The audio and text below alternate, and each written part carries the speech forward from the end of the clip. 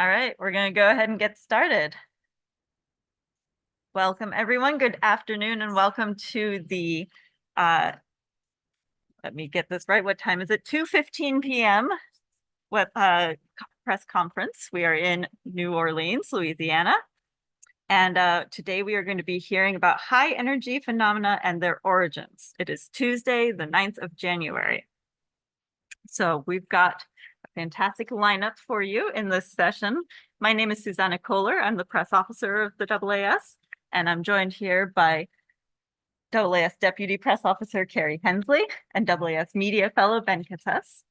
And the two of them are going to be helping me run around and get questions and monitor the online attendees. Thanks so much, all of you, for being here.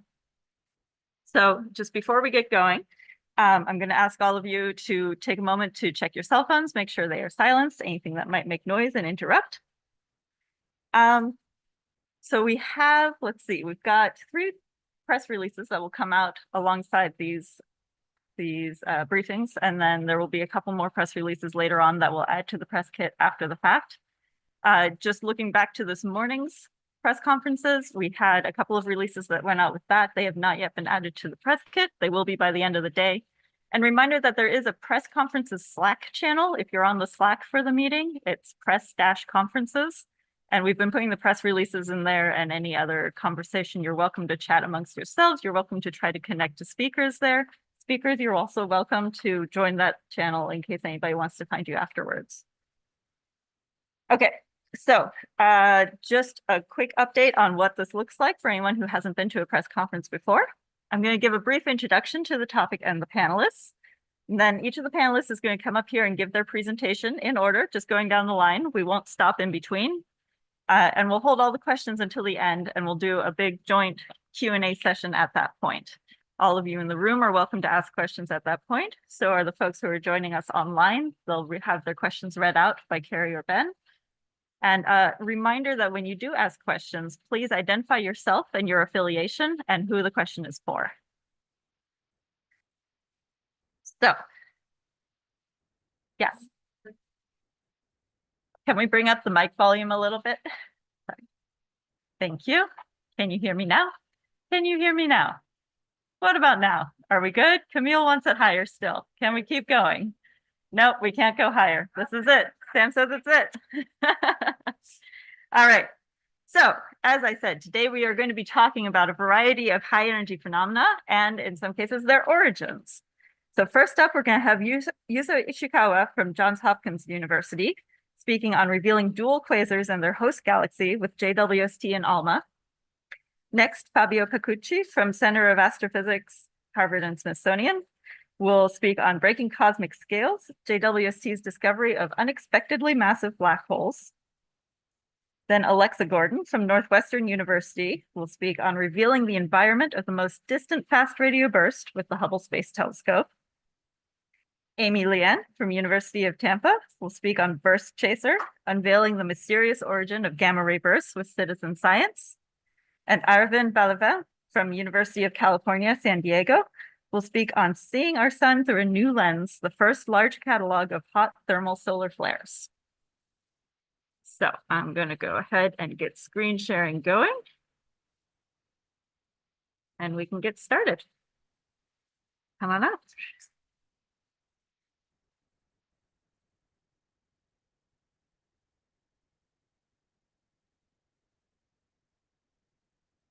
Hey, while it's getting ready, thank you very much for this opportunity to talk about my work. My name is Yuzo Ishikawa. I'm a final year PhD student at Johns Hopkins University, and I'm happy to talk about part of my thesis research. Everything is okay?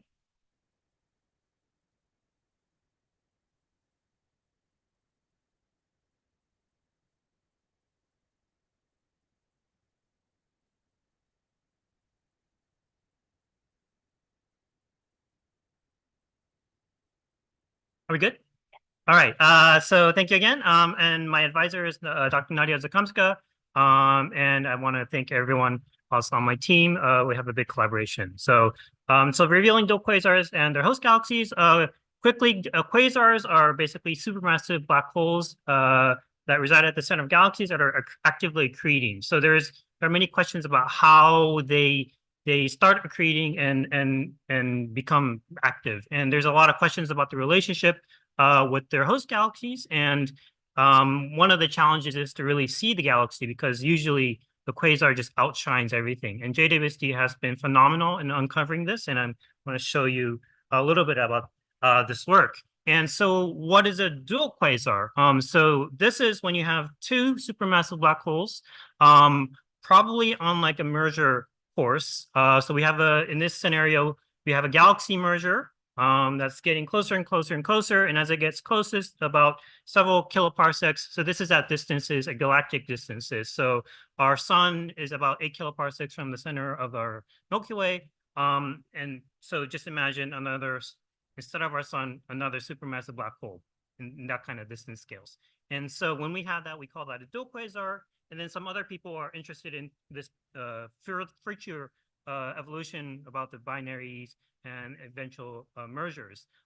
So in this project, I've been focusing on the dual quasars phase. And there's actually a lot of unknowns. It's only about like 2 decades old that this field is. And there's, in addition to just a lot of unknowns, we don't really know about their population and their properties, especially in the early universe at more than redshift 1. And there's all these related galaxy evolution questions. And so today I'm going to talk about one target called the long telephone number, J0749 plus 2255. I'll just refer to 0749. This is a dual quasar redshift 2. So this is about 10 to 11 billion years ago in the past. So this is fairly sort of early in its evolution. And I just want to give credit to kind of our past work in discovering this. It was discovered through HST, Hubble Space Telescope, and then selected through Gaia astrometric observations. So I'm not going to go really into the detail about how we selected it, but we did a lot of follow-ups to confirm that we think this is a dual quasar. And so with JWST, we really needed to look at the host galaxy properties, which we couldn't really do with the other telescopes. And so this is where this project comes in. So some basic information. The separation of these quasars is currently at about 3 kiloparsecs. So you're actually closer than where our sun is to the Milky Way. So I was thankfully awarded Cycle 1 program for JWST, and it's been part of my work to look at it. I had near-spec IFU observations and MIRI observations. Today I'll just talk about near-spec since there's too many, and talk about one of it. And the whole goal is to really look at the ionized and molecular gas emissions. So the cool thing about IFU or IFS, depending on who you talk to, is that you can take an image and then each pixel is basically a spectrum. So we can create this huge, beautiful 3D map of the spectrum and map, let's say, where hydrogen is and where oxygen is and all sorts of things, and to give us an idea of the evolution of the galaxy. So what I did is take that data, and what we do something called quasar PSF removal. Basically, I'm able to remove the bright quasar light and to extract the fainter host galaxy light. And so on the left side here, you can see the cursor, that's actually the host galaxy emission traced by hydrogen alpha. So you can see this in purple, and the 2 stars are where the quasars are located. And that's great. And with that, we can also calculate the star formation rates, which is actually pretty high. We're getting like 1,000 suns per year, which is pretty high. But actually, the biggest surprise for us was if we look at the spectrum and see how the lines are blue shifted and red shifted, we can get a sense of the motions of the gas. And it's a little bit cut off, but the kinematic maps of H alpha tau show us actually a big, nice rotating disk. If it's a merger, we don't really expect this really symmetric form.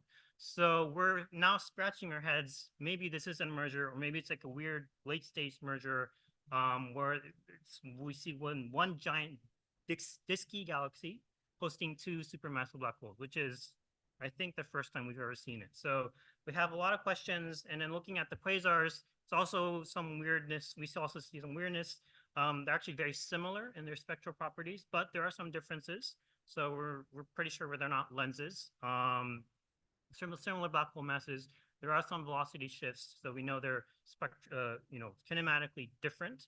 So we've been floating this idea of maybe this twin or symbiotic accretion where we have this very close separation black holes, maybe eating the same gas, so they end up looking very similar. So we're still looking into details, and I'm just going to flash some quick ALMA observations of the cold molecular gas traced with carbon monoxide.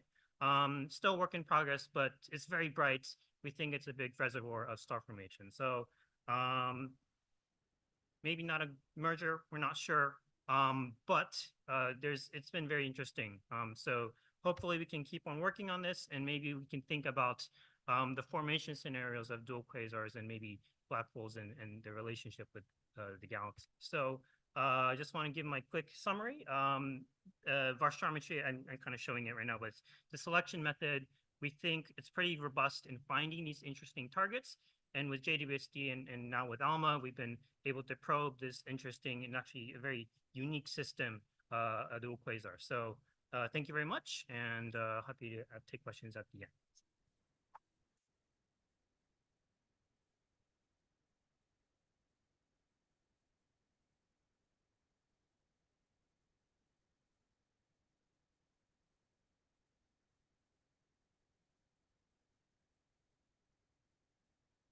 All right. Hi, everyone. I'm Fabio Pacucci from CFA. Thank you for giving me the opportunity to talk about our work. So today I will tell you a story about what JWST is discovering regarding the early coevolution of black holes and galaxies. On Earth, beauty is often regulated by proportions, but similar proportions are also seen in the sky. It's been known for a long time that the mass of the central black hole correlates with some properties of the host. And in particular, one such relation is the star that says that the central black hole mass is about 0.1% of the stellar mass of their host.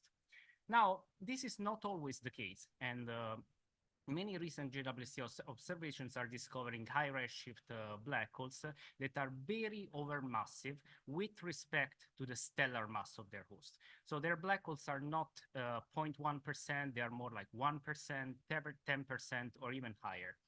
Now, with JWST, in the last few months, there is an explosion of studies reporting very overmassive black holes at high redshifts. So the main questions here are, is this an observational bias? Are we observing overmassive black holes just because they are bigger, brighter, easier to observe? And also, are the stellar and black hole masses actually estimated?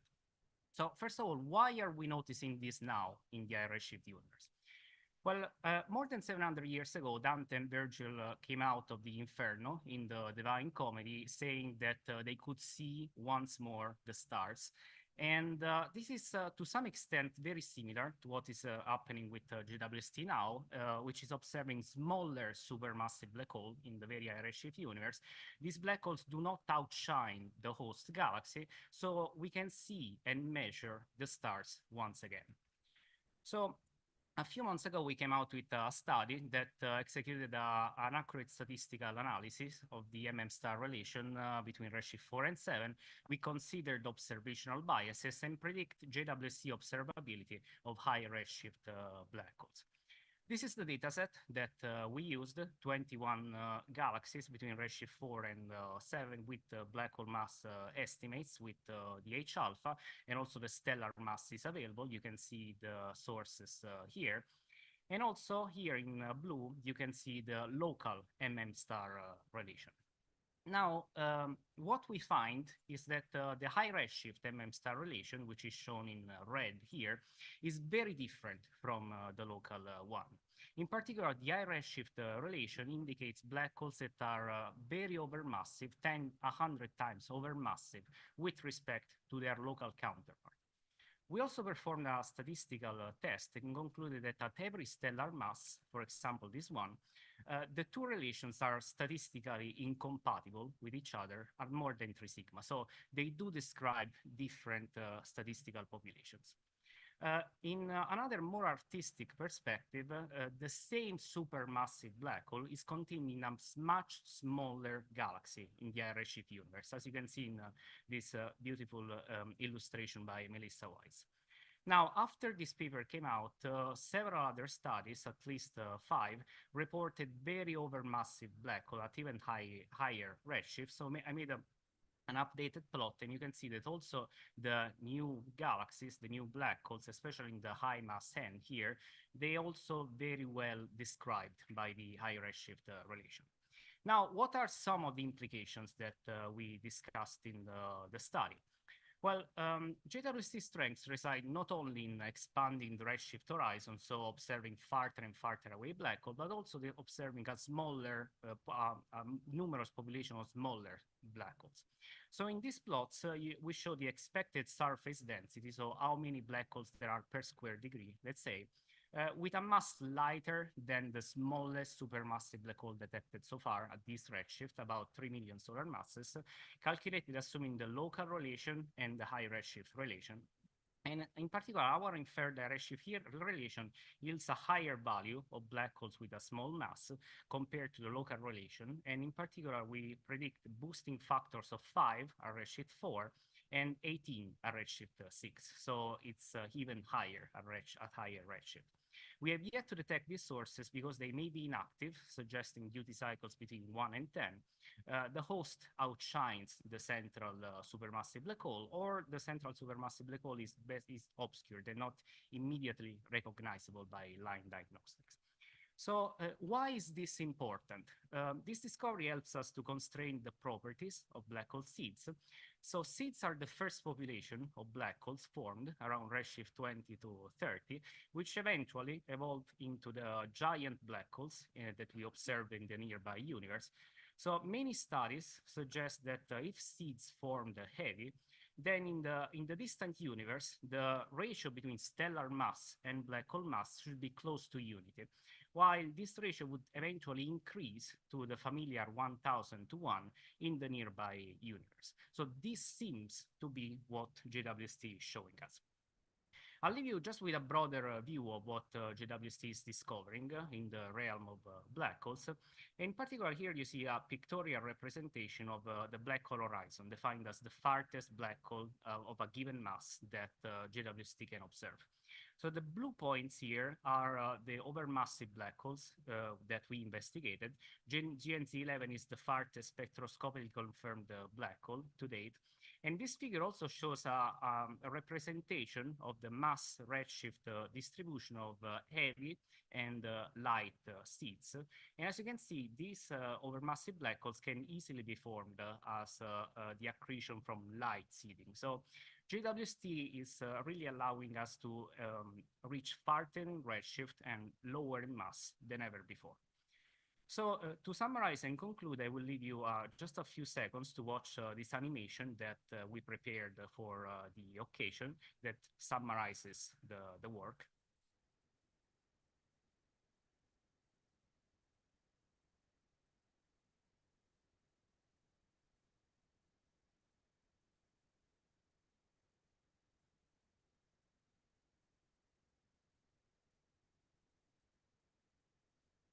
All right, so this concludes my presentation. If you have questions, feel free to reach me and check out the press release that you can see also. You can reach it from the QR code here. Thank you very much.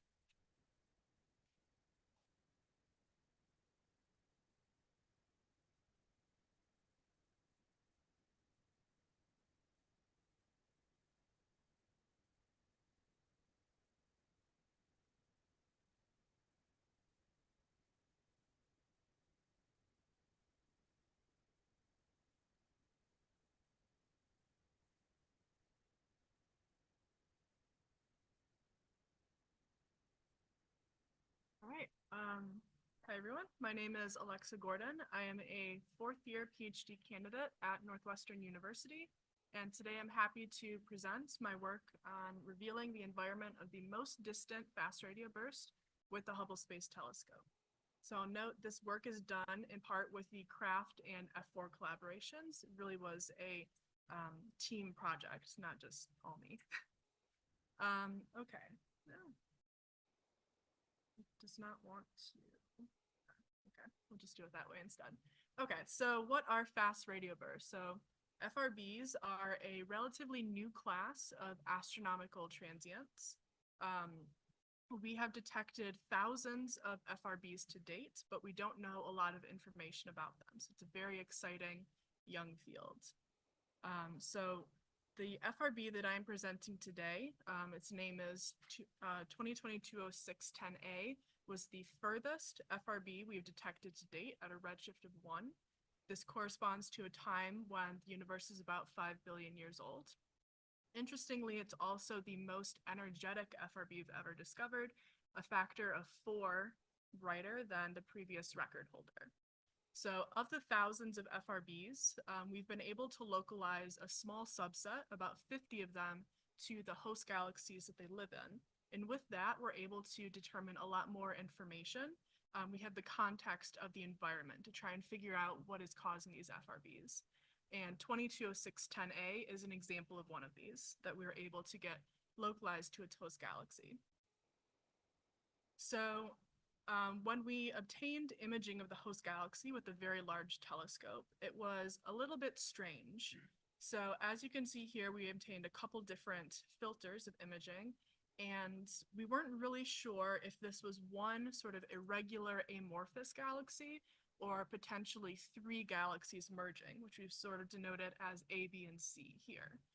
This was the best we could do from the ground. So in order to really determine which of these cases we were dealing with, we needed to go to space. So with the help of my team, I wrote a Hubble Space Telescope proposal to obtain imaging, and I'm happy to present what that looks like. So this inset here is the same size as the images on the previous slide.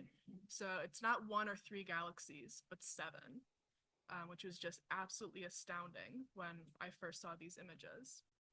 So this imaging is revealing what we call a compact group of 7 galaxies.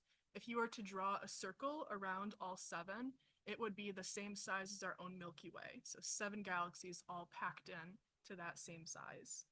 What's also notable is that compact groups are pretty rare at this redshift. Only about 0.1 to 1% of galaxies are found in compact groups at this distance. So it's pretty remarkable that the very first high redshift FRB we found is also in this very rare environment. Here's another view. These are the figures from the paper, emphasizing the tidal interactions between the galaxies. So because these galaxies are all so close together, they are frequently interacting and sharing material. And with the different scaling and smoothing here, you can see, especially between G1, which is the host galaxy of the FRB, and G4 and 5, this bridge of material. So what's really notable is that galaxy interactions can trigger star formation. One of the big open questions in FRBs is what causes them. We think that they likely are caused by some flavor of magnetar, a highly magnetic neutron star, and an easy way to make a magnetar is through a core collapse supernova. So you would expect to find FRBs in actively star-forming galaxies, and galaxies in compact groups do show active star formation. So that fits with what we are learning from other FRB hosts. So this marks a novel environment for FRBs. So far, we have found them in spiral galaxies, globular clusters, dwarf galaxies, a couple in galaxy clusters, and now compact groups. So FRBs really do show up in a diversity of environments. But as I'd mentioned before, it makes sense that we could find an FRB in a compact group if they are tied to magnetars and have the star formation connection. It's just really cool that the first high redshift one happened to be one of these rare environments. To fully put this discovery into context, we need to find more of them. A sample size of 1, you can't really do good statistics with that to determine just how rare this discovery was. But there are multiple upgrades to FRB experiments coming online within the next few years, and new experiments being built just to discover FRBs. that will lead to not only more FRBs, but also more distant FRBs. And that will really help us to place in context this discovery of one. So with that, I will summarize. I presented HST imaging of the most distant energetic fast radio burst to date, FRB 220610A. And we find that the host is part of a compact group of 7 galaxies, which is a completely new environment to find FRBs. It's a rare environment at this distance. Only 0.1 to 1% of galaxies occur in compact groups. But this makes sense with what we know about FRBs. Galaxies in compact groups tend to interact and trigger star formation, and this does fit with the magnetar progenitor theory. However, we need to find more FRBs to really put this into context and understand the rates of these different formation channels, but the future for finding FRBs is very bright, so stay tuned. Thank you.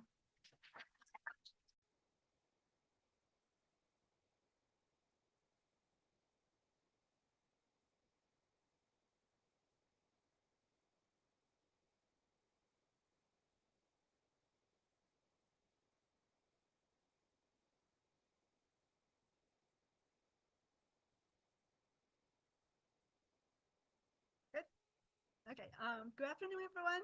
My name is Lien, and I'm from the University of Tampa. I'm reporting on behalf of the Burst Chaser team.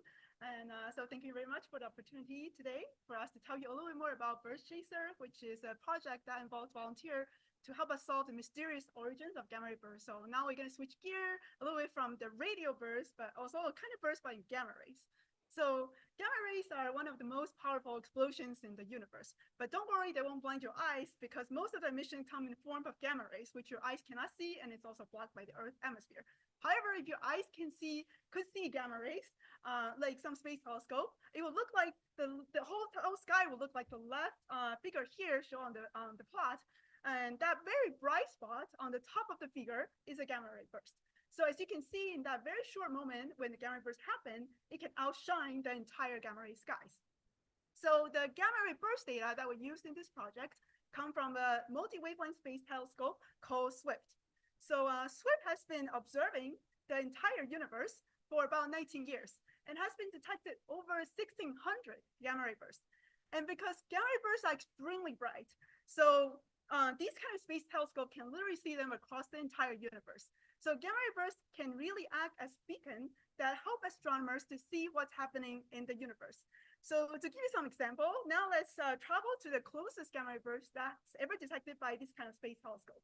So this gamma ray burst happened at a distance at 130 million light years away. And what that means is that it takes light 130 million years to come to us. So the picture that you see here is what happened in the universe 130 million years ago. So as we look further and further away into the universe, we're literally also looking back in time. So now let's take a trip to the distance where the majority of the SWIFT detected gamma ray bursts occurred. And that happened at a distance, it takes light around 10.4 billion years to come to us. So when we study gamma ray bursts in this environment, we're also looking at a time when the universe was 10 billion years ago. And that's roughly the time when the peak of star formation happened. However, that's nowhere near the furthest gamma ray burst that we ever detected. So now let's take a long trip to the furthest gamma ray burst that we ever detected. So that happened at a distance where it takes light over 13 billion years to come to us. So the image that you see here is what happened in the universe when the universe was only 640 million years old. And that's around the time when scientists think the first stars were expected to form. So gamma ray bursts can be a good tool for us to study the history of the universe. However, to do this accurately, we really also need to know what actually causes gamma ray bursts, what these actually are. So currently, astronomers think there are probably 2 kinds of gamma ray bursts. One is called a long gamma ray burst and a short gamma ray burst. So the classification is based on graph like these 2 that you see on the screen here. So they're plotting the photon count rates as a function of time. So these kind of plots tell us when the gamma ray burst happened, when it disappeared, and then what happened in between. And that up and down you see are what we call the pulse shapes. So when the pulses are longer than 2 seconds, that's why astronomers think they're long gamma ray bursts, and we think they're related to supernova. And for those with pulses very short than 2 seconds, Those are short gamma bursts, and astronomers think they're related to the merging of either two neutron stars or neutron star and black holes. However, life is more complicated than that simple picture I just showed you. So to give you a sense of the complication, I'm going to show you a very small subsample of all the gamma bursts that detected by this space telescope. So here, as you can see, each plot represents a gamma burst, and you can see each graph look very different. And to make things even more confusing, recently astronomers found something very strange. For example, the gamma burst on the top here, it has pulses around 120 seconds, which means they should belong to the long gamma burst group, so they should relate to supernova. However, instead of a supernova, astronomers found hints of mergers. And on the other hand, the gamma burst on the bottom plot here, it has very short pulse, only 1 second. So these should be related to merger. However, instead of merger, astronomers found evidence of supernova associated with this. So obviously, there's something we just really don't understand in this picture. And so the goal of this project here is to build the first large pulse-shaped catalog. So to allow astronomers to have a chance to really systematically study these pulse shapes and accurately associate these pulses with their physical origins. And however, because as you can probably see, these pulses can be very diverse and complex. So what we found so far is that computer doesn't usually do a good job identifying and classify these pulses. For example, this gamma burst I'm showing here, when we ask our computer program how many pulses the computer sees, computer tells us there's more than 10 pulses. However, when we ask any humans, like what your eyes can probably see, they all consistently say there are 2 pulses, like right at where probably your eyes also identify where they are. So we asked for help from a few dozen NASA volunteers and students to help us classify the pulse structures and also analyze the results. So what we did is that we present some interesting pulse structure that astronomers are interested to these volunteers, and ask these volunteers to look through the entire gamma burst sample and to identify a gamma burst that has similar structure like this. And here's an example of what they found. We asked them, for example, to found something like start with a large pulse, followed by some smaller and longer emission. And these two are the example we showed them. And these are examples that they found. So it really is what we are looking for. And also, what we also found is that different reviewers can provide very consistent results. So for example, we have 3 reviewers looking through the entire gamma burst sample, and all of them found very consistent fraction of each pulse shapes across the entire gamma burst sample. So encouraged by these results, we decided to expand the sample size and try to collect more pulse structures. So we built the Burst Chaser project on the platform called Zooniverse, which is a very popular citizen science platform. And with this, we are hoping to make it accessible to more volunteers. And so we are excited to announce that today, like right now, we are launching the Burst Chaser on Zooniverse. So if you're interested to join us and help us classify more gamma bursts and really trying to figure out the true nature of these events, please go to this website, or you can use the QR code if you prefer. Thank you very much.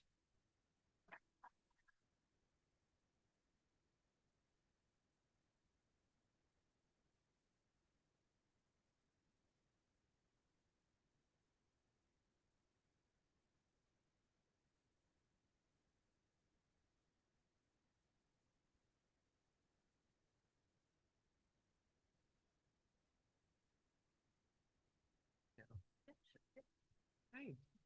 So we've been hearing a lot of exciting talks on high energy astrophysical phenomena. I'm going to add one more to that list, but not at the extragalactic scales, instead somewhere much closer to Earth. And as is always the case, this is going to come down to the sun. So hello everyone, I'm Aravind Valluvan. I'm a first-year graduate student at UC San Diego, and I'm going to be talking to you all about solar flares. So what are solar flares? Solar flares are these randomly distributed bursts that take place in the sun's atmosphere. And they are randomly distributed both in terms of the location of the sun as well as the time it takes place. But essentially, they can be seen by any telescope on Earth, except for the optical telescopes. So in the background of this video, you see that it's a trigger of a solar flare event. It's a sped up version. They typically last for 15 to 20 minutes, but they can range anywhere from a couple of minutes to like 11 to 12 hours. Now, if you think about it, 11 to 12 hours is essentially like half a day on Earth. And these are like easily the most energetic explosions in the entire solar system. Like the tiniest ones that we have detected can easily, they release more energy than the entire consumption of energy by 1 year on Earth.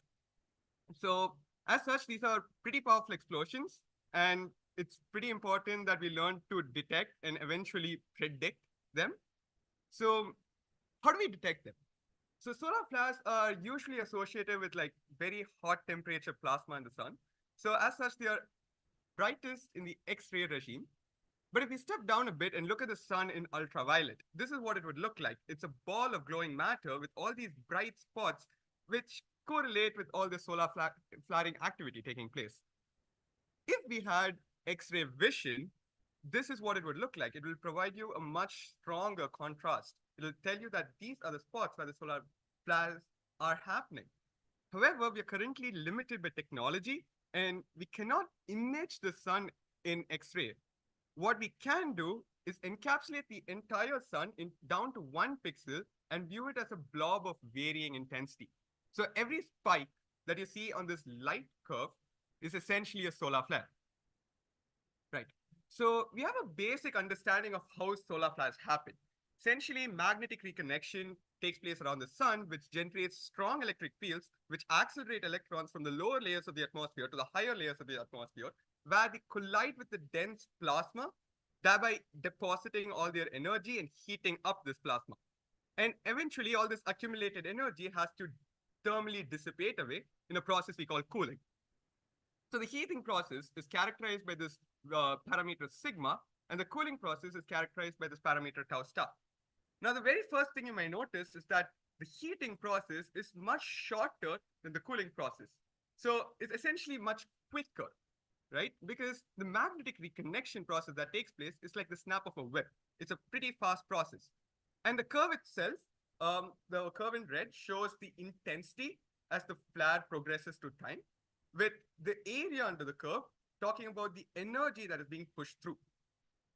Now, we have a classification scheme based on the peak intensity that a flare can reach. That is because it's a proxy for the amount of energy that's being pushed through. And A, B, C, M, X are very much a historical thing. So the thing is, not all flares seem to be following this model. Now, there are these flares on the right on this slide, which are more symmetric. There's a slow rise followed by a slow decay. Now, if you want to mathematically define this, we can take the ratio between the heating rate and the cooling rate, that is the sigma by tau star, and you would notice that sigma by tau star is much smaller than 1 in the case of these impulsive, fast rising flares, but they tend more or less towards 1 for these flares that are called hot thermal flares. Now, you may be wondering, okay, so there are flares which have a fast rise, there are flares which have a slow rise, so there might be a continuous distribution with one very fast on one end and very slow on the other. But that is not the case. If we plot a histogram of the sigma by tau star values, which is the heating rate by the cooling rate, we see that there's a clean break. There's a clean break that is independent of the peak intensity that the flare reaches. And everything to the left of this line is the impulsive flare, the fast rising flare. Everything to the right is these hot thermal flares. Now, we're not the first people to detect hot thermal flares. In fact, the first time this was detected was in 1983. However, in the last 40 years, we have only detected like 100 of them, about 100. In this new catalog that we have released, we have shown that there are 2,200 hot thermal flares based out of 4 years of data. Now, as we were saying, the main distinguishing factor is that they are slow rising. But the magnetic reconnection process itself cannot be slow. What can be slow is the transport of electrons from the lower layers of the atmosphere to the higher layers of the atmosphere. Or there is probably a different generation mechanism underlying all of this. Now, more work needs to be done to distinguish whether this is a a result of generation differences or propagation differences. But one thing that we have been noticing is that there are some correlations more stronger correlations between these hot thermal flares and other solar phenomena. Now, we have always known that these coronal mass ejections or particles being flung from the sun are associated with solar flares. But we never managed to pinpoint, okay, why is it this solar flare that also flings out particles? Now, in the literature, you do notice that there are some instances of references to slow rising. So there are some hints of this, but there's not enough conclusive evidence. And more work needs to be done in this regard. But what I am most excited about are what is the implication of the discovery, this large number of discovery of hot thermal flares for essentially the biggest unsolved mystery surrounding the sun, which is, so for the best part of the last 50 years, we've known that the sun's surface temperature is at around 6,000 Kelvin. However, the sun's atmosphere is at 1,000,000 Kelvin. Now that is 200 times hotter than the surface temperature. And solar flares have always been hypothesized as a potential fix for this, but time and again, we have not been able to gather enough observational evidence to support that. But what if a potential propagation effect taking place when the solar flare, this hot thermal solar flare in specific, moves from the lower layers to the higher layers, thereby dissipating this energy in such a way that it keeps on heating this plasma. Now, this is a great time to be looking at this question because India's flagship mission to the sun, Aditya L1, has just been injected into the orbit. It was done like 3 days ago. And it has these 3 wonderful instruments. It has a soft X-ray detector to tell me that a solar flare has happened. It has a UV imager to tell me where on the sun has the solar flare happened, and a hard X-ray detector to tell me more information, to give me more information on these solar flares. And to top it all off, we are basically approaching the solar maxima where the flaring activities are going to be very high. So it's a great time to get involved. And with that, I'll take you to my conclusion page and yes, end the talk here.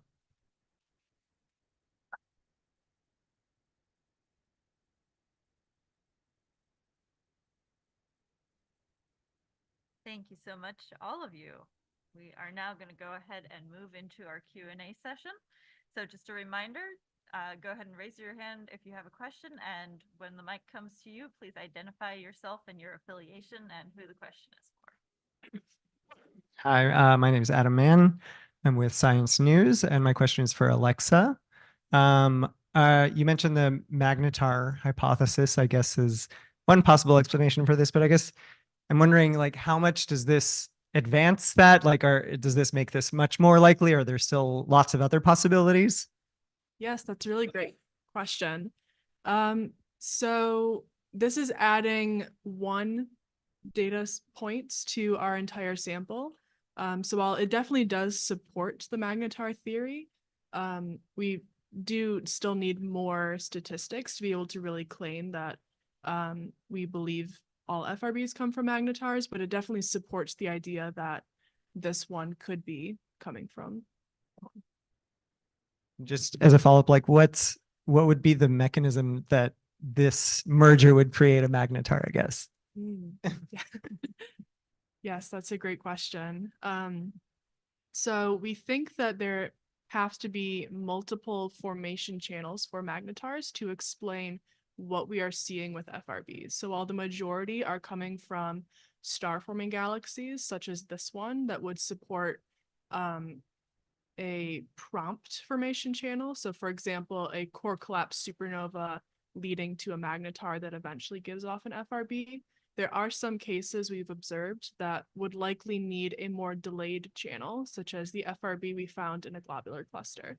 So there is quite a diversity of ways that if all FRBs are coming from magnetars, we need to explain them in multiple ways. But with this one, because it's coming from a star-forming galaxy, it definitely fits the prompt channel.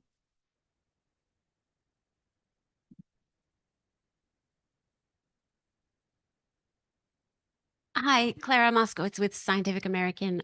For Dr. Ishikawa, can you talk about how you might get dual quasars not from a merger? What would be the formation scenario if it wasn't a merger? Yeah, thank you very much. That's a great question. So we've been playing around with this idea. There's actually a simulation at higher redshift, like redshift 7 and greater, where you can have a direct collapse after a galaxy merger. The direct collapse of the gas could form massive black hole seeds, but that's at the early universe when the galaxy formation is a little bit more chaotic than at redshift, 2 and 3. So that could be a possibility, but we still think there could be a merger. It just needs more work with the dynamical analysis to look at the history of the galaxy, really. Thanks.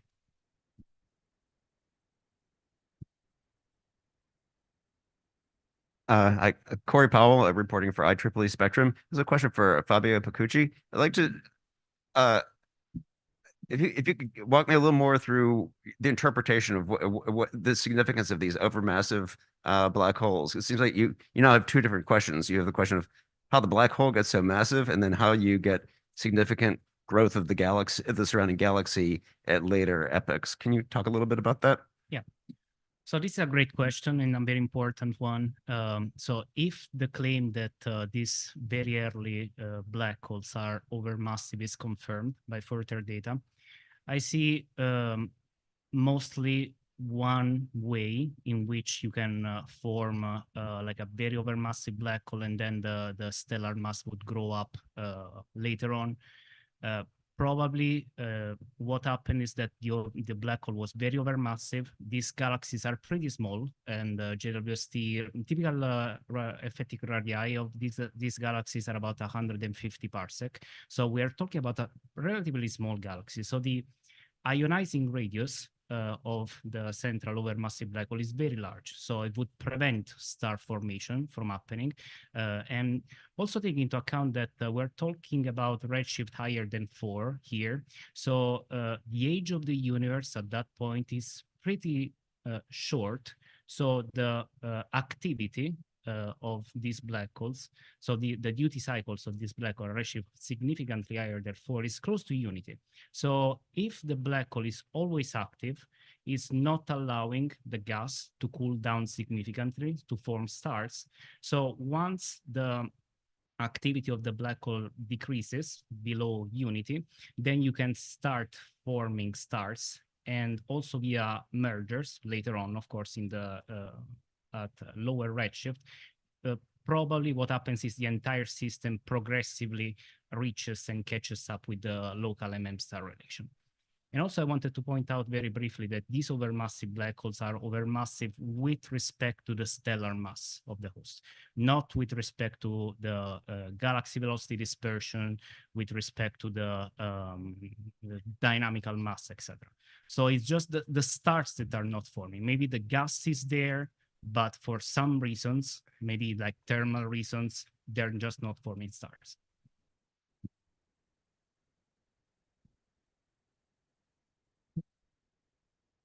Hi, this is Ethan Siegel from Starts with a Bang. I have two questions, and the first one is for Amy. Amy, it seems a little bit improbable to me that there was no way to program a computer to identify pulses given, especially if you would give it a training set of actual GRB data. So can I ask you, why were your computerized attempts to identify gamma ray bursts such a failure? Or alternatively, why are computers so dumb at this seemingly simple task? That's a great question. And I would say the result that we show you from the computer is literally a computer program that we are using to automate, the pulses. However, I have to say that is an older program. So that was, built on earlier Swift time. So and when I first trying this project, obviously we're thinking also, can we use like nowadays, right? Like computer program has been advanced very, very fast, like since a decade ago. Like, so maybe now they're machine learning program. So I've been consulting other machine learning algorithm experts and looking through papers. So there are people actually trying these. So I'm sure I'm kind of showing you that fun example because it is the pulses identified by our older computer program, which is kind of greatly fail. But even nowadays, when I talk to other experts that do machine learnings, I believe actually now for those simple two pulses, I agree with you. I think that probably you can do that. However, we are actually want to identify something a lot more complicated. For example, that large pulse followed by some structure, right? I mean, some structure can be just very small. Some structure is is larger. And those people have been trying machine learning. From what I can tell from the literature and from talking to those experts, so far they haven't really got to a great success. And really, as what you suggested, some people conclude that maybe we just need more training sample. But to have the training sample, we first need to know some answers, right, to train the computer. So we are hoping to have this project to provide that training sample for the machine learning. Okay. Thank you. Thank you. And my second question is for Fabio.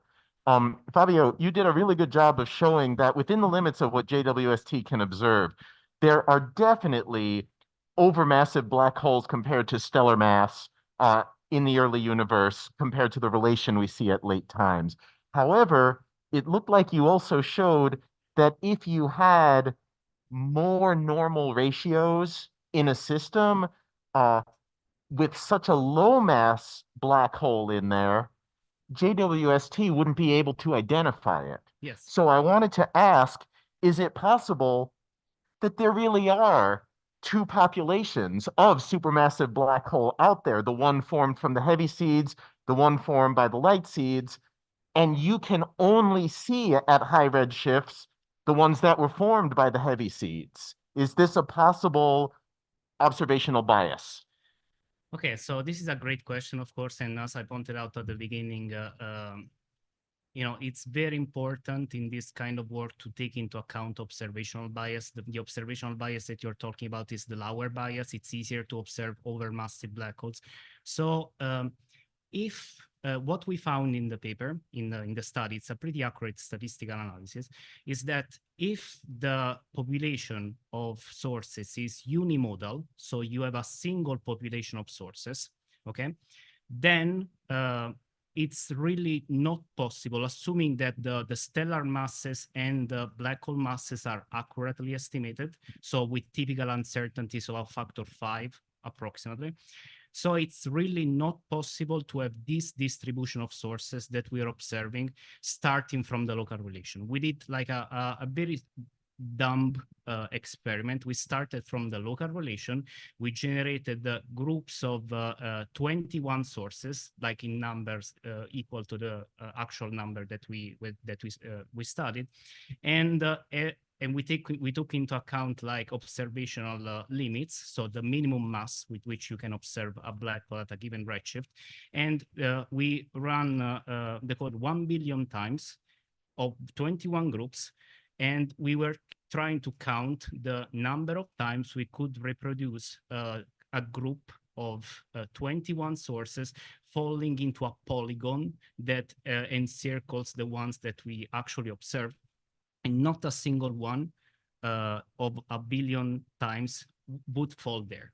So if the stellar masses and black hole masses are not off by a factor about 60, this would be like a factor 10 sigma, considering the errors that are stated, then this would hold. But if the black hole masses and the stellar masses are off by a factor 60, but all in the same direction, so decreasing black hole mass, increasing stellar mass, then of course they are not overmassive.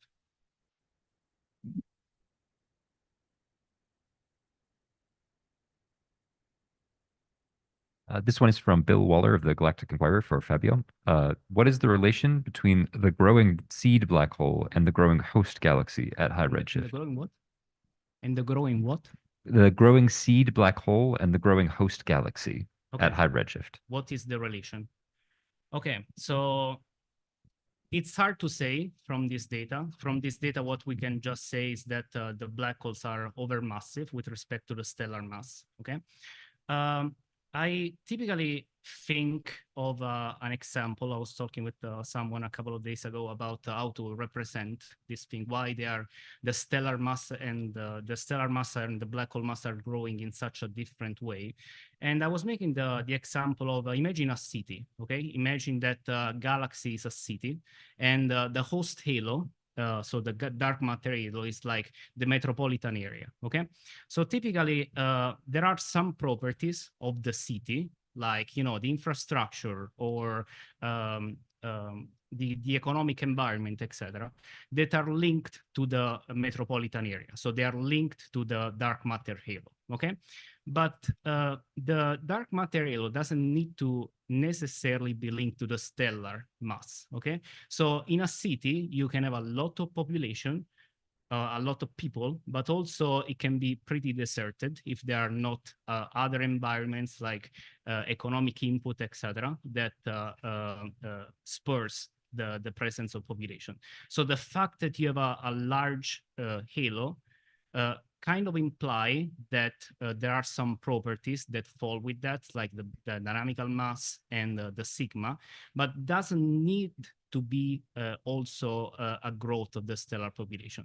So from this data, to conclude, you can't really say what's the relation exactly, what's the connection between the black hole growth and the stellar mass growth. We can just say that black holes are very overmassive only with respect to the stellar mass.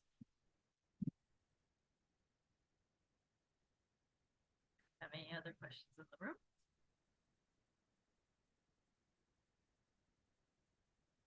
Hi, this is Clara Moskowitz again for Aravind, Valluvan.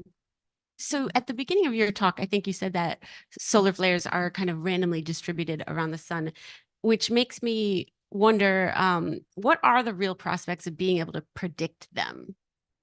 It is a stochastic process. That is the word they use in the literature. So prediction is based on, what kind of statistical correlations we can see. When I said it's randomly distributed in space, it is to an extent. So I also mentioned that we are approaching a solar maxima. At the other side, the solar minima, we actually see that these solar flares are confined to like about plus 30 degrees latitude to minus 30 degrees latitude. It's not happening at the poles. It's happening a little more here. The underlying phenomena, given that it's with it has to do something with like magnetic energy and magnetic reconnections. We want to know, okay, where are these magnetic field lines the strongest? Where are they intersecting the most often? Where are they overlapping? This is what we would try to identify as the root cause here. Thank you. I actually also have a question for Aravind. So you mentioned the possibility that these hot thermal flares could be associated with the coronal heating problem. What observations would we have to get to convince you that that's the solution? Is there some sort of smoking gun that we could obtain? Okay, so this is something that I did not get into in my talk, but there is a reason they are called hot thermal flares. They are actually 2 to 3 times hotter than even the impulsive flares that we see, which is kind of counterintuitive. Think about it. It's a slower process, but it's hotter. These hot thermal flares are known to be a purely thermal process right now. They happen at around 20 million to 30 million Kelvin, while impulsive flares are around 10 million to 7 to 10 million Kelvin. So given that that's a start, that they already are associated with even higher temperatures, what we need to look at is the hard X-ray spectra. And that is something that is not currently available. Like currently, there's no telescope out there doing it. There's been a break for about 5 years. But the Aditya L1 satellite, it's going to be the most comprehensive one out there because it's going to go from 1 kiloelectron volt to 150. And this entire region is being dedicated to solar observations. So yes, this is going to be an amazing time for this. Also, that was Susanna Kohler of JWST, sorry. Any other questions in the room? Or online? Okay, then we'll go ahead and wrap this up. Let's thank all the speakers again.